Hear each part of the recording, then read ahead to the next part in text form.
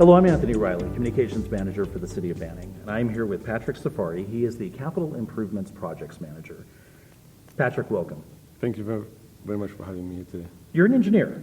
Yes, I am. Okay, so I always have to ask this question. It's really about part of the journey. Your background, a little bit about your background, if you could kind of share with our residents.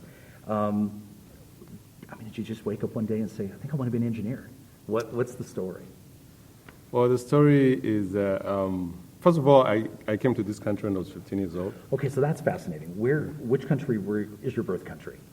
I come from Rwanda. It's Rwanda. located east of Africa. Okay, Kind of in the middle east of Africa. wonderful. And how old were you when you transitioned from Rwanda to the United States? I think I was about 15 years old. 15. Yes. Okay, so let me ask you, so as a teenager, that had to be a little bit of a culture shock, or was it? Oh, absolutely. Yeah. Imagine being thrown into, this public high school. Yeah. You don't speak English, and, people are bullying you, making fun of you. But, the best thing is that I didn't understand what they were saying, so I was just laughing. I just smiled. That's fantastic. I love that. That's awesome. Now, do you have siblings? Yes, I do. I have a sister and two brothers. Okay. Do they live here in the United States, or are they back in Rwanda? No, they live here. Okay. Do you still have family back in your native country? Yes, I do. My parents came with us, but after they retired, they went back. Okay. So, yeah. Oh, wonderful. So do you get the opportunity every so often to go back and visit? Yeah, I try to go at least once a year. Yeah. And what is that like? So now you're gone from the United States and you're going back home. What's the culture shock there? It's different. Of course, it's different. Yeah. Yeah, but the reason why I go there is just to, visit my family. Yeah. My cousins, my uncles, and things have changed over there since I left. Okay. Things have gotten better. Oh, good. So, yeah. Good. Capital Improvements Project Manager. Yes. What does that mean exactly? Could you tell us? So what that means is that the city has capital projects, the projects that the city does for the residents. Okay. The infrastructure of the city. Okay. It could be, streets related or facilities related. It could be pipelines for the water, Uh-huh. for the sewer, or the wastewater treatment plant, or paving. Okay. Or, facilities such as, buildings that the city has that need to be renovated. Okay. Including the city hall. Okay. So, yeah, it's all kinds of, projects. From the engineering aspect, what do you do exactly in terms of overseeing those projects? So in terms of overseeing those projects, as I mentioned before, we go through different phases Okay. for a project. There's the beginning phase where we assess the project, we budget for it, we come up with the numbers, say this is how much this project is going to cost. Okay. So after that, we go through the design phase. Okay. So the design phase, you put together a project, you design it, and see if it's engineering-wise, math-wise, makes sense. Okay. If everything, works mathematically. Okay. And then I was horrible in math, by the way. It was my worst subject. Yeah. But go ahead, please. yeah. So all the calculations, the cost estimates. Okay. All the engineering studies that need to be done for any particular project. It could be environmental related.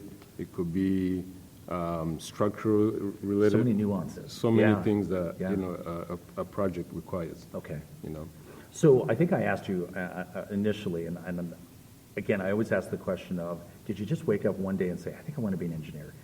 Is that what you wanted to do, Patrick, when you were a young man? When I was young, actually, I wanted to be an architect. Okay, okay.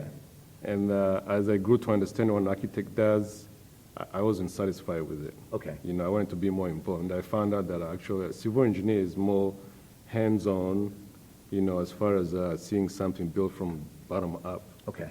So that's what made me change my thoughts about, About being your an career architect. field, About yeah. my career, yeah.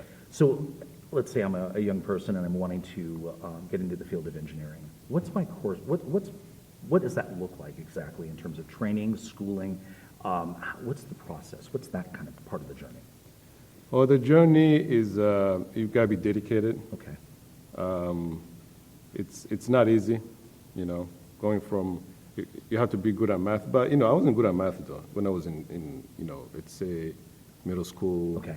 I got better when I was in high school, but you have to be you have to be okay with it, willing to learn. Sure. But Not be afraid of it. Be comfortable. Yeah, with it. don't be, yeah, exactly. Yeah, yeah. Be comfortable, don't be afraid with it, because, yes, it requires math, but it's not everything. Okay. You also have to have common sense. You have to have an analytical mind to be able to analyze something, see the good and bad. That's what engineers are good at, you know. It's, you assess a situation, Right. and you see what the outcomes can be, Okay. whichever way. Because I suppose you're looking at a blueprint of something, and you're saying, can this hold up structurally? Can this hold up in the real world? So you have to be able to equate something like this, and then it goes into Yeah. the actual formation or the building of it. There's a whole process and a whole journey that takes place from something on paper to its actual creation. Exactly. And I suppose there's every step of the way, every nuance of the way that you have to be entirely accurate in terms of where it's going to go from point A to point B. Exactly. Okay, so accuracy is incredibly important. Yeah, it's very important. And, you know, you have to be able to say, to look at something on a piece of paper and visualize in your head how it's going to look like once it's built. But once it's built, you got to make sure that it stands, you know, Right. on its own. Right. Yeah.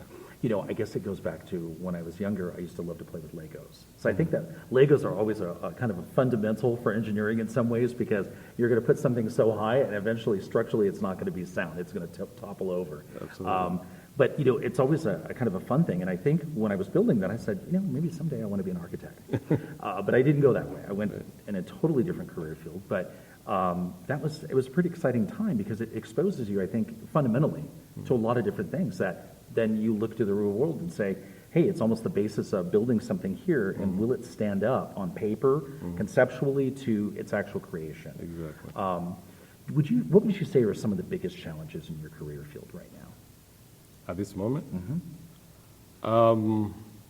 there's a lot of work, you know, and not that many engineers. You know, Do so you feel like that profession is shrinking, or in terms of people that are going into engineering as a field, or is it still staying fairly steady? I've heard some statistics that say certain fields like that, they're shrinking. We don't have as many people going into the engineering field as we did before. yeah, that's a true statement. There's not that many people that are going to in the engineering field right now. Okay. You know, So what kind of concerns does that pose for us long-term as people are aging and retiring, and we don't have a whole generation of engineers coming up behind them? That has to be a valid concern.